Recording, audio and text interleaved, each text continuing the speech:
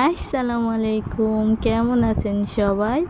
Welcome to my channel তামান্না জাহান রত্না। চলেন আজকে আমি আপনাদেরকে রান্না করে দেখাই মুরগির মাংস এবং ওল, তার সাথে আছে সজনার শাক ভাজি।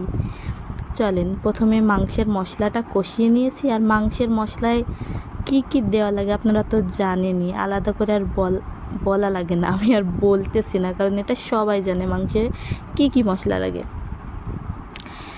তো আমি মাংসের মশলাটা ভালোভাবে কষিয়ে তার ভিতরে মাংস এবং ওল একসঙ্গে দিয়ে দিয়েছি। এবার দিয়ে মাংস আর ওলটা ভালোভাবে একটু কষিয়ে নিব। পানি দেওয়ার আগে একটু কষিয়ে নিয়ে সুন্দরভাবে কষিয়ে তারপরে একটু পানি দেব। এই তো আমি পানি দেওয়ার আগে দেখেন ভালোভাবেই কিন্তু কষাইতেছি।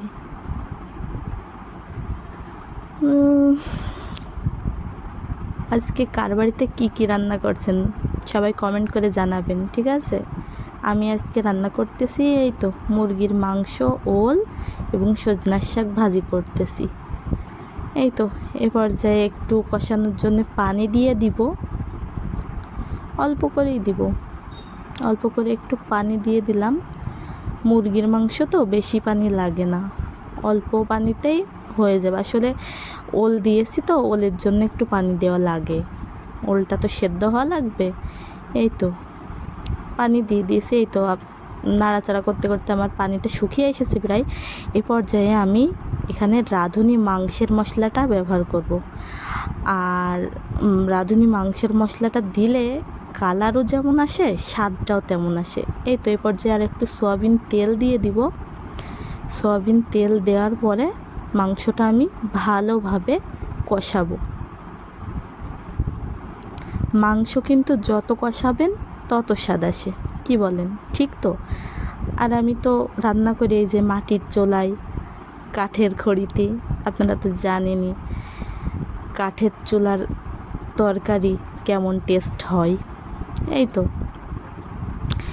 এখন আমি মাংসটা ভালোভাবে কষাবো যতক্ষণ না তেল ছেড়ে দেবে। মাংসটা আমি সুন্দরভাবে কষাইতেছি।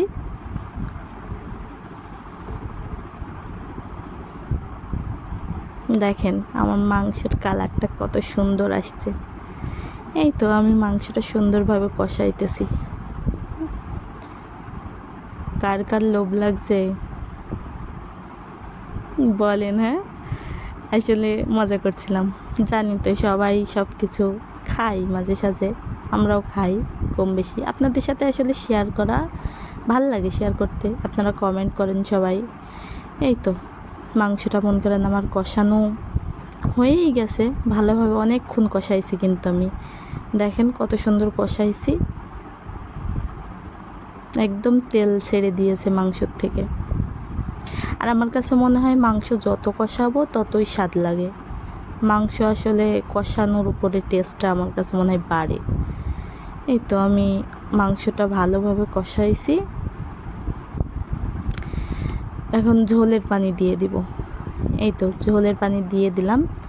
এবার মাংসটা ঝোলে শুকানো পর্যন্ত জাল করে নেব। এই তো আমার দেখেন মাংস কিন্তু পানি দেওয়া শেষ। এই তো দেখেন আমার ঝোল কিন্তু শুকায় এসেছে মাংসের। এ পর্যায়ে এবার আমি মাংসটা নামিয়ে নিব। আমি একটা গামলায় নামিয়ে নিলাম মাংসটা। এই তো দেখেন আমি মাংসটা নামিয়ে নিয়েছি। আর আমার মাংসের কালারটা কিন্তু সুন্দর এসেছে, তাই না? এই তো দিয়ে দিলাম জিরা এবং এলাচের ভাজা গুঁড়ি। আমি জিরা এবং এলাচের ফলটা ভেজে গুঁড়ো করে দিয়েছি। এতে স্বাদটা আমার কাছে মনে হয় আর একটু বাড়ে। আর ঘ্রাণটাও আসে না, জিরা ভাজলে তো একটা ঘ্রাণ আসেই। আমার কাছে খুবই ভালো লাগে এই ঘ্রাণটা। এই তো মাংস রান্না শেষ। এবার আমি মাংসটা সাইড করে রেখে দিব। এবার আমি শাকটা রান্না করে নিব। তো প্রথমে আমি দিয়ে দিয়েছি কড়াই। কড়াইয়ের ভিতরে পানি দিয়েছি, তার ভিতরে দিয়ে দিলাম নুন, তার ভিতর দিয়ে দিয়েছি আধা থেতো করা কাঁচা লঙ্কা, তার ভিতরে দিয়ে দিব পেঁয়াজ কুচি আর রসুন থেতো, মানে আমি রসুনটা একটু থেতো করে দিই আদা বাটা করে, তো দিয়ে দিলাম।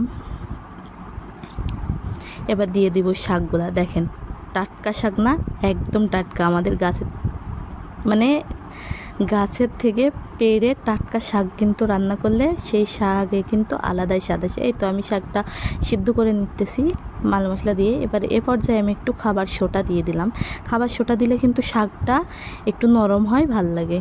এবার আমার শাকটা মন করে নাড়াচাড়া করে সিদ্ধ হয়ে গিয়েছে, লাভিয়ে নিয়েছি কড়ার ওপরে, এবার তেল দিয়ে দিয়েছি কড়ার ভিতরে। এবার দিয়ে দিব শুকনো লঙ্কার ফোড়ন, আর শুকনো লঙ্কার ফোড়ন কিন্তু সেই বাসনা করে, আমার তো সেই ভাল লাগে।